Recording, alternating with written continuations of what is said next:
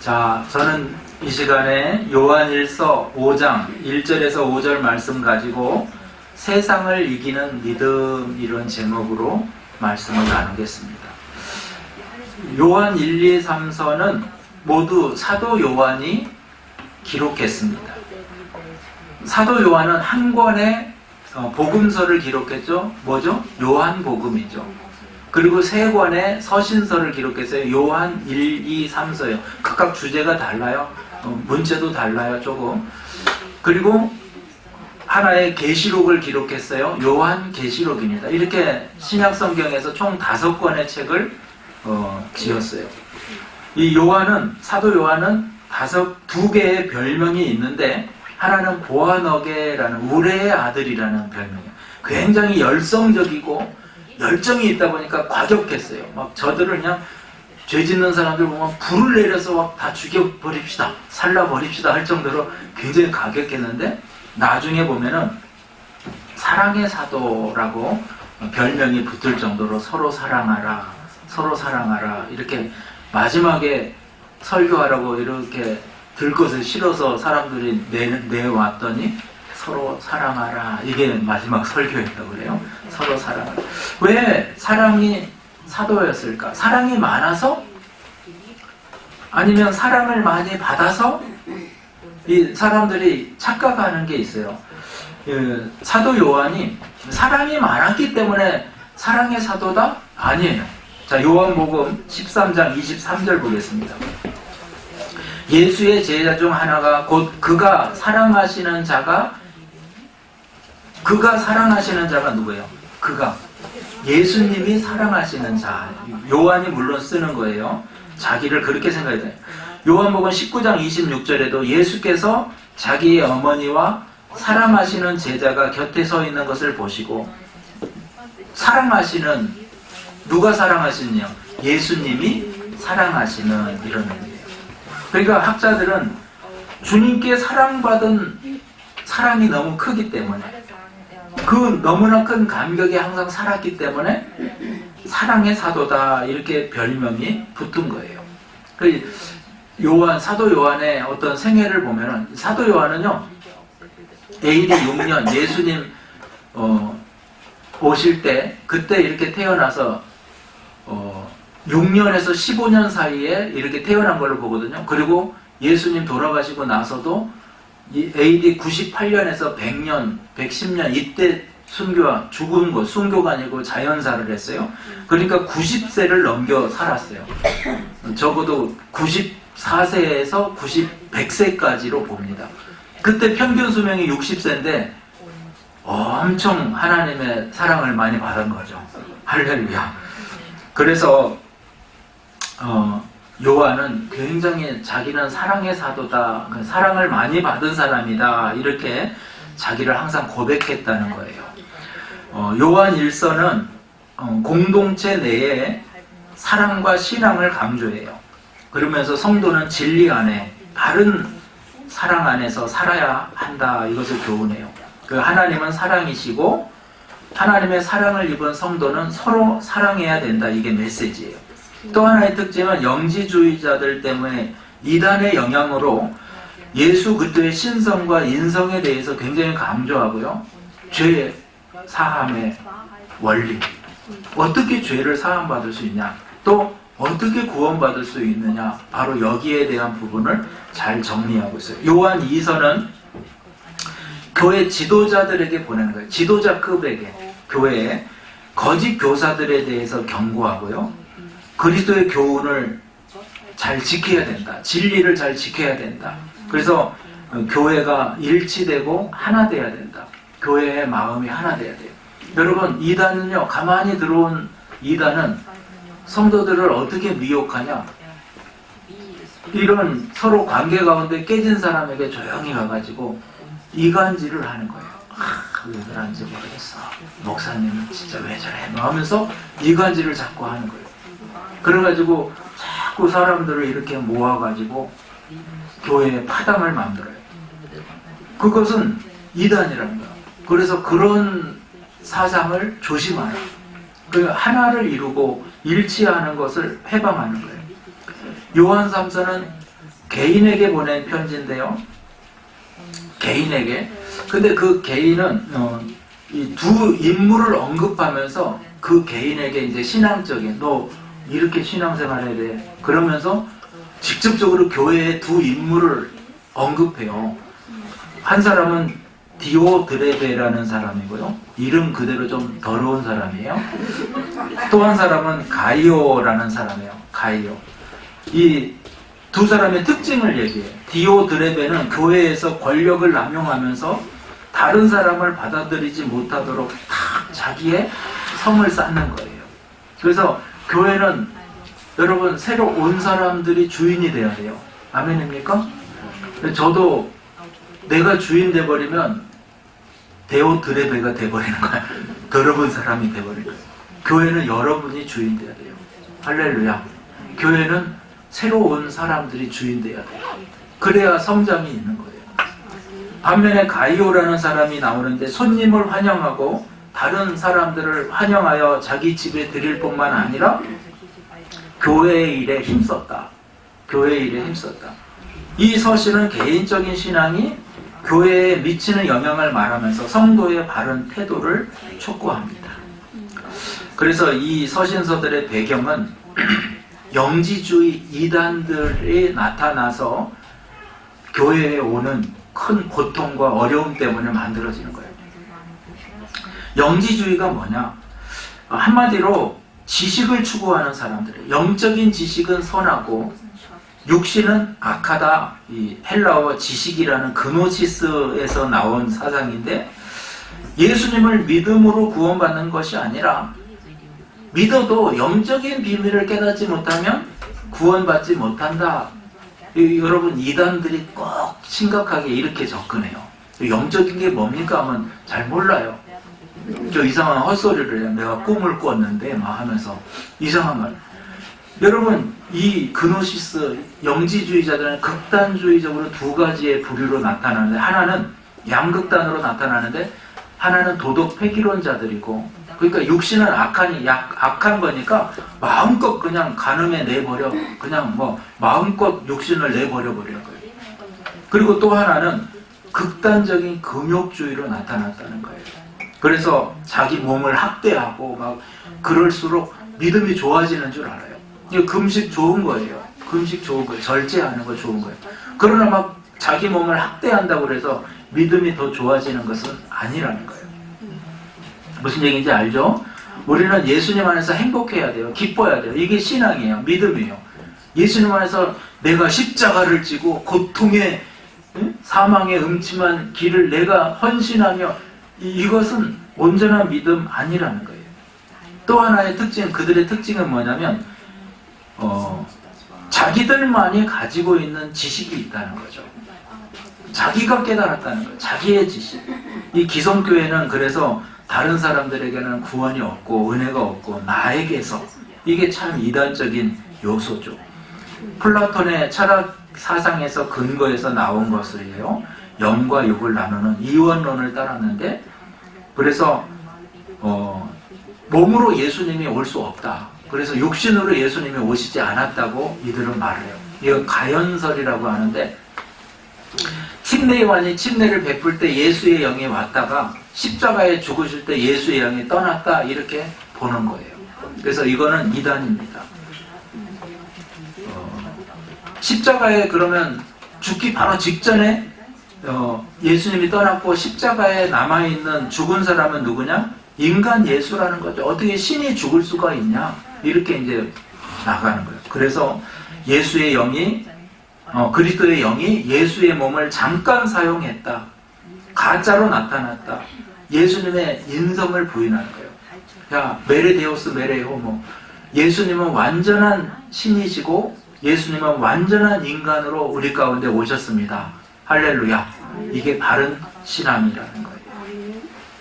그래서 저와 여러분이 바른 신앙을 깨달아야 돼요. 이 믿음에 대해서 깨달아야 돼요. 지금까지 우리는 이제 공동서신을 보고 있고 볼 텐데, 공동서신을 통해서 이 정말 믿음의 사도들의 진짜 믿음을 우리가 알 수 있어요. 히브리서를 통해서. 히브리서는 누가 지었어요? 바울 혹은 바울의 사상을 이어받은 제자가, 신라와 같은 제자가 썼다. 히브리서의 주제는 뭐예요? 믿음은 오직 예수다. 예수님이 모든 제사의 완성이시다, 이거예요. 야고보서는 믿음을 뭐라고 말해요? 믿음은, 우리 전도사님 설교할 때 잘 하셨더라고요. 제가 들어봤어요. 믿음은 행함이다. 행함이 없는 믿음은 죽은 믿음이다.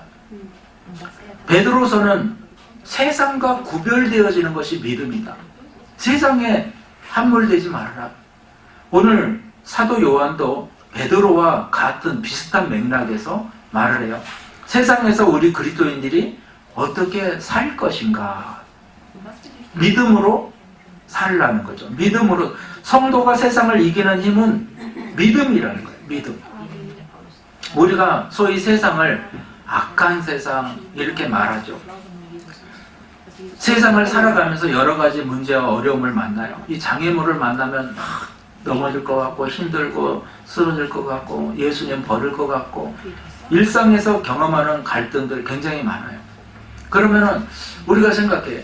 세상의 기준과 교회의 기준이 다르니 세상을 살 때는 세상 기준으로 살고 교회에서 생활할 땐 교회의 기준으로 살고 그게 더 나아가서 어떻게 생각하면 교회에서도 세상 기준으로 그냥 살아요. 근데 성경은 그렇게 말씀하지 않아요. 우리가 여러 가지 상황을 만날 수 있는데 이것을 이겨낼 수 있는 힘이 믿음이다. 믿음으로 사는 것이 참 중요하다. 이렇게 말해요. 믿음은 우리에게 단지 신앙의 기초를 넘어서 세상과 싸워 이길 힘을 준다. 그 믿음이 뭐냐? 그 믿음이 뭐냐? 여기에 대한 설명이 오늘 말씀이 되겠어요. 첫째로 믿음은 진리 안에 있어야 한다는 거예요. 오늘 요한 1, 2, 3서를 통해서 사도 요한이 강조하고 있는 믿음은 바른 믿음, 진리 안에 있는 믿음이에요. 자, 요한일서 5장 1절 보겠습니다. 그럼 무엇이 진리냐 이거예요. 예수께서 그리스도이심을 믿는 자마다 하나님께로부터 난 자니 또한 낳으신 이를 사랑하는 자마다 그에게서 난 자를 사랑하느니라. 자, 오늘 정말 중요한 말씀이 하고 있어요.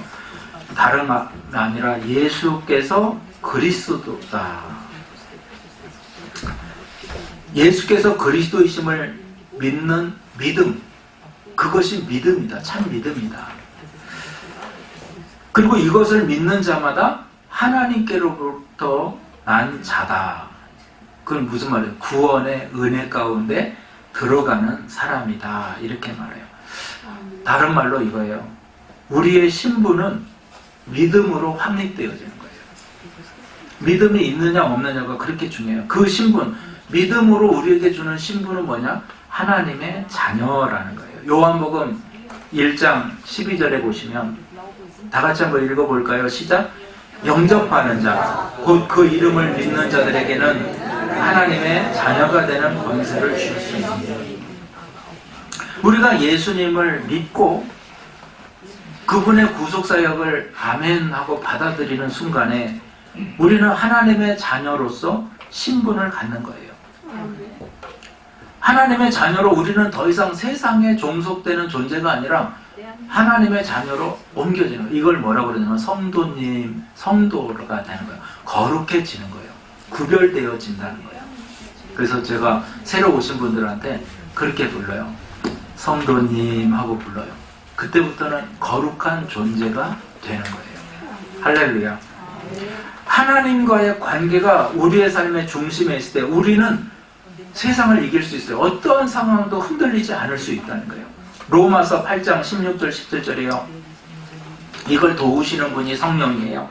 성령이 친히 우리의 영과 더불어 우리가 하나님의 자녀인 것을 증언하시나니 자녀이면 또한 상속자 곧 하나님의 상속자요 그리스도와 함께한 상속자니 우리가 그와 함께 영광을 받기 위하여 고난도 함께 받아야 할 것이니라. 할렐루야. 성령께서 저와 여러분의 중보자가 되시고 보증이 되어 주시는 거예요. 자, 누구를 내가 설명할 때 우리 하빈 형제는 내가 보증하는데 참 진짜 믿음이에요. 할렐루야. 내가 보증합니다. 이렇게. 근데 내가 보증해도 힘이 있는데 성령께서 보증이 되어주는 거예요. 성령께서. 여러분, 이게 성령의 보증 선 사람, 이 사람이 성령 충만한 사람이에요. 성령 충만이 뭐예요? 딴 거 아니에요. 성령이 보증 서는 사람이에요.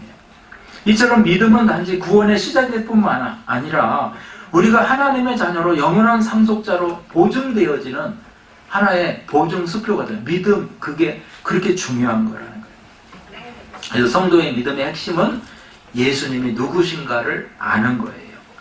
마태복음 16장 13절 이하에 보면 가이사랴 빌립보에서 예수님께서 사람들이 나를 누구라 하느냐 이렇게 질문하세요. 그때 더러는 세례 요한, 더러는 엘리야, 더러는 예레미야 선지자 중에 하나라고 합니다. 그러면 너희는 나를 누구라 하느냐? 그때 베드로가 유명한 신앙 고백을 합니다. 자, 들어보세요. 시몬 베드로가 대답하여 이르되 주는 그리스도시요 살아계신 하나님의 아들이시니이다. 이 고백에 예수님이 이렇게 응답하세요. 예수께서 대답하여 이르시되 바요라 시몬아 내가 복이 있도다. 이를 내게 알게 한 이는 혈육이 아니요 하늘에 계신 내 아버지시니라. 하나님께서 그것을 깨닫게 하신 거예요. 우리가 베드로가 신앙 고백했다 이렇게 말을 하지만 이것은 하나님이 그 입술을 통해서 고백시킨 거예요. 그리고 그 고백은 세상을 이기는 믿음의 핵심은 예수님을 그리스도다 이렇게 고백하는 그 사람, 그분이 살아계신 하나님의 아들입니다 라고 고백하는 그 고백이 세상을 이기는 능력이 된다는 것을 기억하시기 바랍니다. 그래서 저와 여러분은 바른 믿음, 진리 가운데 있는 믿음 돼야 돼요. 진리가 뭐예요? 바른이에요. 사전적인 뜻은 진리라는 말은 이거 참된 이치, 도리, 언제 어디서나 누구든지 승인할 수 있는 보편적인 법칙이나 사실, 누구에게나 언제나 변함이 없고 정확한 것 이거예요. 여러분 만약에 진리가 누구에게는 적용하고 누구는 저렇게 하고 시간에 따라 달라지고 어저께는 그랬는데 오늘은 달라지고 이건 진리가 아니에요. 절대 진리가 아니에요. 세상에서 영원히 변치 않는 것을 찾기가 어려워요. 그러나 영원히 변치 않는 진리는 성경입니다. 성경. 하나님 말씀이에요. 시편 31편 5절에 진리의 하나님 이렇게 말하고요. 요한복음 14장 6절에도 예수께서 이르시되 내가 곧 길이요 진리요 생명이니 요한복음 16장 13절에 그러나 진리의 성령이 오시면 바로 진리는 성부 성자 성령 하나님이에요. 하나님이 진리예요. 말씀이 육신이 되어 오신 예수 그리스도가 진리예요. 그리고 우리가 깨닫게 하고 우리가 성령을 따라 살게 하는 그 성령님이 진리예요. 자, 요한일서 4장 2절에 3절입니다. 이로써 너희가 하나님의 영을 알지니 곧 예수 그리스도께서 육체로 오신 것을 시인하는 영마다 하나님께 속한 것이요 예수를 시인하지 아니하는 영마다 하나님께 속한 것이 아니니 이것이 곧 적그리스도의 영이니라 오리라 한 말을 너희가 들었거니와 지금 벌써 세상에 있느니라. 사도 요한은 영지주의자들을 적그리스도라고 불렀어요. 그 정도로 악했다는 거예요. 그러나 지금 이 시대에 있는 이단은 더 악한 이단들이 너무 많아요. 영지주의자들보다 더 악한 이단, 자기가 곧 예수라고 하는, 한국에요 자기가 원래 예수라고 했던 사람이 30명 있었어요. 몇 년 전에. 근데 5명이 죽어가지고 지금 25명 있어요. 엄청난 이단 사상들이 나타나고 있어요. 심지어 여러분 교회에 가만히 잠입해가지고 그 교회에서 상처받는 사람들, 힘든 사람들 가만히 가서 야야야 여기는 이렇게 가가지고 그런 신천지라는 이단은요 지금 시대에서 이 시대에 지금까지 온 시대에서 가장 악랄한 이단으로 봐요. 그 사람들은 거짓말을 시켜요. 모사라고 그래가지고 가서 거짓말하라고 그래요. 거짓말로. 이렇게 악해요. 그리고 나중에 자녀들 뺏어가 이단 그 교회로 다 집합시켜 재산 앗아가 이렇게 인생을 허비하게 만들어버린다. 우리가 살고 있는 이 시대는 미혹하는 시대. 요한 2서 1장 7절에 미혹하는 자가 세상에 많이 나왔으나니 이는 예수 그리스도께서 육체로 오심을 부인하는 자라. 이런 자가 미혹하는 자요 적그리스도다. 그래서 예수님을 대적해서 교회를 깨뜨리고 회파하고, 바로 그러한 사람들은 여러분 이단이고, 그러한 사람들은 영벌에 들어간다는 것을 성경은 말씀하고 있는 것입니다. 진리 가운데 바로 세워지기를 축원합니다. 두 번째는요, 사도 요한은 믿음은 사랑으로 계명을 지키는 것이다 라고 말해요. 구약의 율법이 계명의 대표적인 계명이 10계명이에요. 하나님 사랑, 이웃 사랑이에요. 10계명은요 사랑이라고요. 사랑. 요한일서 5장 2절에 3절에 우리가 하나님을 사랑하고 그의 계명들을 지킬 때에 이로써 우리가 하나님의 자녀를 사랑하는 줄 아느니라. 하나님을 사랑하는 것은 이것이니 우리가 그의 계명을 지키는 것이라. 그의 계명은 무거운 것이 아니로다. 하나님을 사랑한다면 계명을 지키는 거예요. 계명을 지켜야 구원받는다. 사랑이 증명된다. 이건 잘못된 논리예요. 하나님 사랑해서 예배하는 거예요. 하나님 사랑해서 예물 드리는 거예요. 헌금을 해야 구원받는다? 아니에요. 하나님 사랑하니까 드리는 거죠. 하나님을 사랑한다면 구체적인 실천으로 나타나야 되는 거 아니냐? 이렇게 말해요. 그래서 하나님을 사랑하는 사람은 그분의 계명을 지키는 삶을 살아야 한다. 이와 동시에 하나님을 사랑하는 행동이, 하나님의 자녀다운 행동이 나타나야 된다. 그게 뭐다? 요한은 다른 사람을 사랑하는 것이 그 태도가 그 행동이라고 말하는 거예요. 갈라디아서 4장 6절에 너희가 아들이므로 하나님이 그 아들의 영을 우리 마음 가운데 보내사 아빠 아버지라 부르게 하셨느니라. 우리가 거듭나는 순간 성령이 임합니다. 성령께서 우리 안에 오셔서 그 영 안에서 우리가 하나님을 아빠라고 부를 수 있어요. 아버지라고 부를 수 있어요. 누가 아빠라고 불러봐 아빠라고 어떻게 부를 수 있겠어요? 그런데 거듭남의 은혜를 경험하는 순간, 사랑을 딱 경험하는 순간 아빠라고 부를 수 있는 거예요. 만약에 아빠가 먼저 돌아가셨어요. 어린 아이가. 근데 그 아이가 이제 엄마가 결혼을 하기 위해서 한 사람을 이렇게 만났어요. 그럼 야 아빠야 아빠라고 불러. 부르겠어요? 뭐 아저씨인데? 못 부르는 거. 그런데 그 사랑을 느끼고 사랑의 감정과 은혜가 딱 임하는 순간 아빠라고 부르는 거예요. 그래서 외국 영화나 드라마 이런 거 보면은 자녀가 어느 순간 아빠라고 뭐 이름을 불러요. 뭐 데이빗 뭐 이렇게 항상 이름 부르다가 아빠 하고 딱 부르는 순간 이 아빠가 감격해가지고 막 우는 거예요. 우는 거예요. 왜? 그때 이제 사랑이 딱 전달되고 맺어진 거죠. 우리가 거듭날 때 성령을 통해서 우리가 아빠, 아버지라고 부를 수 있는 거예요. 하나님을 아버지라고 못 불러요.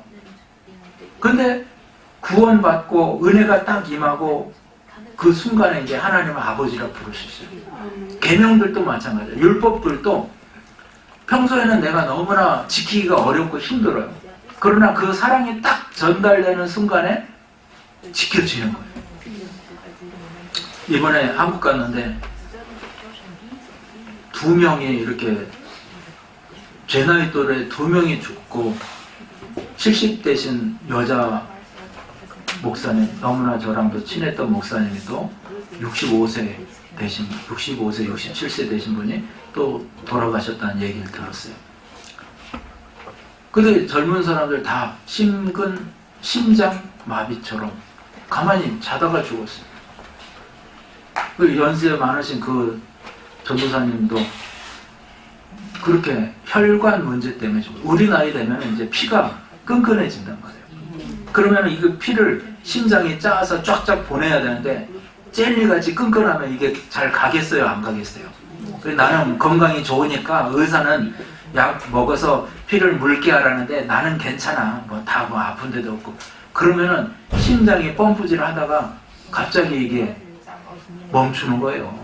그러니까 빨리 의사의 소견 듣고 약 먹으라면 먹고 뭐 하라면 하고 그런 거야. 젊은 사람도 빨리 가서 진단 받아봐요. 막 너무 고기 많이 먹어가지고 끙끙하면 주여 그냥 자연스럽게 가니까 네? 아직은 괜찮겠지. 이 나쁜 습관, 어떤 사람이 그러잖아요. 나쁜 습관, 식습관 가지고 나는 괜찮아. 아직은. 근데 어느 날 가슴 통증이 왔어요. 의사한테 갔더니 당신 이러이러한 상황이라 피를 묽게 하고, 묽게 할 정도가 아니라 지금 심장이 막혀 있어가지고 그 혈관에 스텐트를 박아야 된다. 그래서 갑자기 시술을 했어요. 그리고 의사가 말해요. 수술은 성공적인데 이제 지금 당신은 식단을 바꿔야 된다. 저염식을 하고 기름 음식 피하고 규칙적인 운동하고. 그 이 사람이 이제 퇴근 후에 매일같이 운동하고 점심시간에 의사가 정해준 식단대로 먹어요. 근데 지인이 와가지고 아니 이렇게 매일 맛없는 음식 저염식 이런 거 풀떼기만 먹고 어떻게 살아요? 맛없죠? 않아요? 그런 힘들지 않아요? 그러니까 이 사람이 조용히 웃으면서 그런 말이에요. 힘든 건 맞죠? 그런데 이건 더 이상 나를 얽매는 규칙이 아니라 내 생명을 유지해주는 길입니다. 이렇게 고백을 했다는 거예요. 자, 여러분, 우리가 그래요. 우리가 율법과 계명을 처음에는 이걸 지켜야 내가 구원받는다 이렇게 생각하면 무거운 짐이 되는 거예요. 그러나 구원받고 나서는요, 하나님 은혜에 감격해서 기뻐서 믿음으로 하나님 앞에 드리는 거예요. 할렐루야.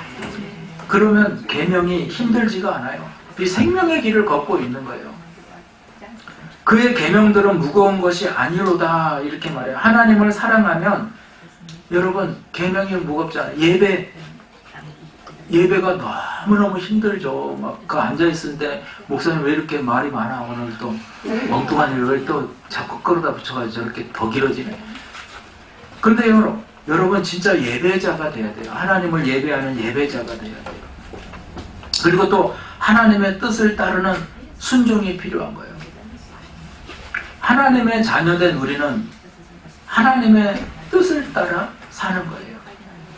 내 마음대로 사는 것은 교만이라는 거예요. 고린도전서 12장 26절이에요. 만일 한 지체가 고통을 받으면 모든 지체가 함께 고통을 받고 한 지체가 영광을 얻으면 모든 지체가 함께 즐거워하느니라. 그런 다른 사람을 향한 사랑의 마음이 나타난다는 거예요. 요한일서 5장 1절 예수께서 그리스도이심을 믿는 자마다 하나님께로부터 난 자니 또한 이를 사랑하는 자마다 그에게서 난 자들을 다른 사람을 사랑한다는 거예요. 참으로 거듭나면 그 표가 있는데 그것은 사랑이에요. 누구를? 형제 자매를 사랑하고 포용하고 품는 거예요. 그래서 교회는 교제, 팔로우십, 코이노니아 이거 정말 중요한 영역으로 말하고 있어요. 요한일서 3장 14절 우리는 형제를 사랑함으로 사망에서 옮겨 생명으로 들어간 줄을 알거니와 사랑하지 아니하는 자는 사막에 머물러 있느니라. 형제 사랑이 정말 중요하다는 거예요. 요한일서 3장 18절이에요. 자녀들아 우리가 말과 혀로만 사랑하지 말고 행함과 진실함으로 하자. 할렐루야. 여러분 사랑하세요. 진짜 사랑의 눈으로 보세요. 긍휼의 눈으로 한번 보시라고요. 그러면은 그게 전달이 돼요. 그런 눈으로 보지 않으면 안 돼요. 우리 혼자 구원받을 수 없어요. 우리가 함께 구원을 이루어가는 거예요. 마지막으로 사도 요한이 말하는 믿음은 세상을 이기는 믿음입니다. 우리 5장 요한일서 5장 4절에서 5절 다 같이 읽겠습니다. 무릇 하나님께로부터 난 자마다 세상을 이기느니라. 세상을 이기는 승리는 이것이니 우리의 믿음이니라. 예수께서 하나님의 아들이심을 믿는 자가 아니면 세상을 이기는 자가 누구냐. 결론부터 말씀드리면 세상을 이기는 사람은요 하나님께로부터 난 자임을 알고 고백하는 사람이에요. 나는 하나님의 자녀다 이렇게 고백하는 사람이에요. 두 번째는 예수께서 하나님의 아들이심을 믿는 사람이라고 말하고 있어요. 그럼 여기서 말하는 세상이 뭐냐? 세상이 뭐냐? 여기 성경에 말하는 세상은 코스모스예요. 코스모스. 가을에 코스모스, 한들한들. 이 코스모스가 세상이라는 뜻이에요. 근데 하나님을 대적하는 체계, 죄의 지배, 육체의 욕망, 사탄의 영향력, 이게 세상을 뜻하는 거예요. 요한복음과 요한일서에서 세상은 단순히 지구가 아니라 하나님을 대적하는 가치와 영적 세력이라는 거예요. 자기가 주인된 곳이 세상이에요. 그러니까 흔히들 겸손과 교만을 이렇게 사람을 대조적으로 말하잖아요. 누가 겸손한 사람이고 누가 교만한 사람이냐? 누가 무엇이 겸손이고 무엇이 교만일까요? 여러분 한번 분별해 보세요. 내가 다 이루었습니다. 나는 무익한 종입니다. 또 나는 뭐든지 다 할 수 있습니다. 나는 아무것도 할 수 없습니다. 나는 이러이러한 플랜, 계획을 가지고 있습니다. 나는 아무 계획이 없습니다.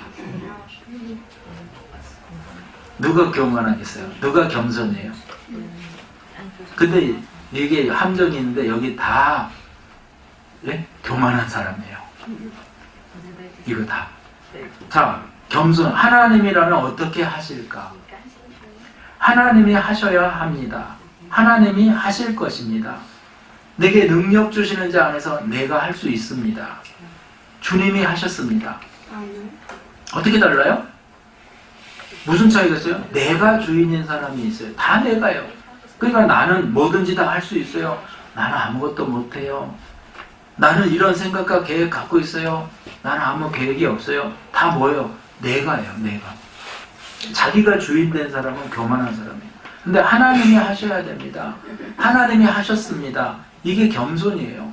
우리가 교만과 겸손을 잘못 생각한단 말이에요. 벌레 같은 저를 뭐 이렇게 말하는 그 립서비스예요. 립서비스. 너무너무 부족하고 벌레 같은 저를 주여, 교만한 사람이에요. 자기가 중심돼서 그런 말을 하는 거예요. 누가복음 12장 13절에서 21절에 어리석은 부자 이야기가 나와요. 부자가 풍성한 수확을 얻었어요. 곡식이 너무 많아지니까 창고가 부족하니까 더 큰 창고를 지었어요. 모든 재산을 쌓아두고 자기한테 마음에 이렇게 말해요. 내 영혼아, 이제 마음껏 먹고 즐기자. 그때 예수님이 그래요. 어리석은 자여, 오늘 밤에 내 영혼을 도로 찾으리니 그러면 내가 준비한 것이 누구의 것이 되겠느냐. 자기가 주인되어 자기 재물 쌓고 자기 부귀, 자기 영광 누리던 사람, 이게 뭐예요? 다 부질없다는 거예요. 우리가 발 딛고 사는 이곳을 또 세상이라고 말하는데, 저와 여러분 이 세상 가운데 살아갈 때 하나님 중심, 예수 그리스도 중심으로 살아가야 돼요. 하나님은 이렇게 말씀해요. 요한복음 3장 16절에 하나님이 이 세상을 사랑하신다고 그래요. 하나님이 세상을 이처럼 사랑하사 독생자를 주셨으니 이는 그를 믿는 자마다 멸망하지 않고 영생을 얻게 하려 하심이라. 왜 독생자를 주시기까지 사랑하실까요? 하나님이 창조한 곳이니까요. 이 세상은 하나님께서 정말로 사랑하는 인간, 즉 저와 여러분이 살고 있으니까요. 이 세상을 하나님이 버릴 수 없는 거예요. 사랑하실 수밖에 없는 거예요. 그런데 세상은 마귀와 더불어 짝하고 하나님의 일을 방해하고 예수님의 구원 사역을 회방하는 저주받은 인간들의 회가 모임이 되어버렸다는 거죠. 그래서 예수님은 우리를 구원하시는 일과 세상을 심판하시는 양면적인 일들을 지금 계획하고 계세요. 분명히 주님은 이 세상에 다시 오셔서 심판하실 것입니다. 세상은 심판하고 저와 여러분은 구원의 은혜로 거둬들이실 거예요. 그래서 이 세상을 이긴다는 것은 여러분, 세상을 정복하고 더 큰 권세를 가지고 막 힘을 가지고 이것이 세상을 이기는 것이 아니에요. 오늘날 교회가 힘이 많아지면 세상이 굴복할 것이라고 착각을 하는 거예요. 생각을 해요. 그래서 교회가 서로 모여서 힘을 내고 기독교가 힘을 내고 보여줘야지. 근데 이거는요, 제2의 십자군 전쟁을 만들 수 있어요. 교회가 힘이 세져가지고, 권력이 세져가지고, 무슨 변화를 이룰 수 있다고 생각하세요? 천만의 말씀이에요. 교회가 세상을 변화시키는 것은 믿음입니다. 할렐루야. 그러니까 저와 여러분의 믿음이 세상을 바꿀 수 있고 변화시킬 수 있다는 것. 또한 사랑이에요. 그리스도의 사랑을 가지고 세상을 품어야 되는 거예요. 세상을 이기는 것은 인간의 의지나 도덕적 성취로 되는 것이 아니라 거듭남의 결과고 성령의 능력이고 예수 그리스도의 연합이고 실제적인 믿음의 능력을 통해서만 변화를 줄 수 있다는 거예요. 꼭 기억하시기 바랍니다. 요한일서 5장 4절 5절 다시 한번 읽을게요. 무릇 하나님께로부터 난 자마다 세상을 이기느니라. 세상을 이기는 승리는 이것이니 우리의 믿음이니라. 자, 세상을 무엇으로 이길 수 있다고요? 믿음으로 이길 수 있다고요.